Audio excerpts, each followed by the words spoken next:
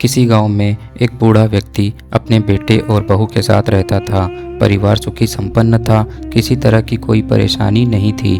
बूढ़ा बाप, जो किसी समय अच्छा खासा नौजवान था, आज बुढ़ापे से हार गया था।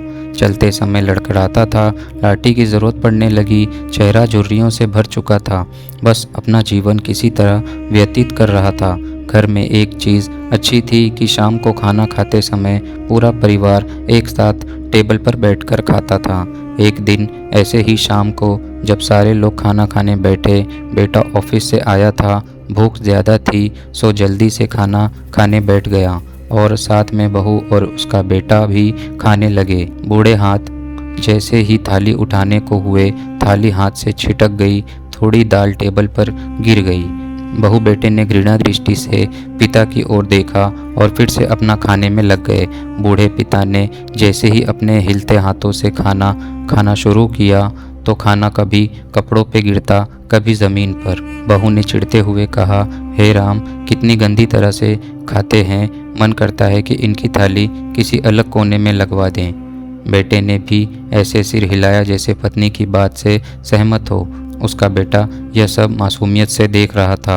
अगले दिन पिता की थाली उस टेबल से हटाकर एक कोने में लगवा दी गई। पिता की डबडबाती आंखें सब कुछ देखते हुए भी कुछ बोल नहीं पा रही थी। बूढ़ा पिता रोज की तरह खाना खाने लगा। खाना कभी इधर गिरता, कभी उधर। छोटा बच्चा अपना खाना छोड़कर लगातार अपने दादा की तरफ देख रहा था। माँ ने पूछा, क्या हुआ बेटे, तुम दादाजी की तरफ क्यों देख रहे हो और खाना क्यों नहीं खा रहे हो? बच्चा बड़ी मासूमियत से बोला, माँ, मैं सीख रहा हूँ कि वृद्धों के साथ कैसा व्यवहार करना चाहिए। जब मैं बड़ा हो जाऊँगा और आप लोग बूढ़े हो जाओगे तो मैं भी आपको इसी तरह कोने में खाना खिलाया करूँगा। बच्चे के मुंह से ऐसा सुनते ही बेटे और बहू दोनों कांप उठे।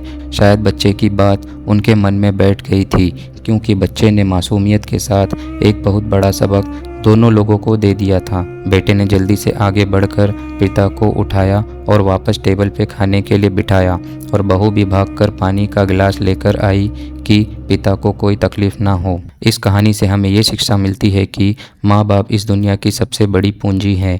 आप समाज में कितना भी इज्जत कमा लें या कितना भी धन इकट्ठा कर लें, लेकिन माँ बाप से बड़ा धन इस दुनिया में कोई नहीं है।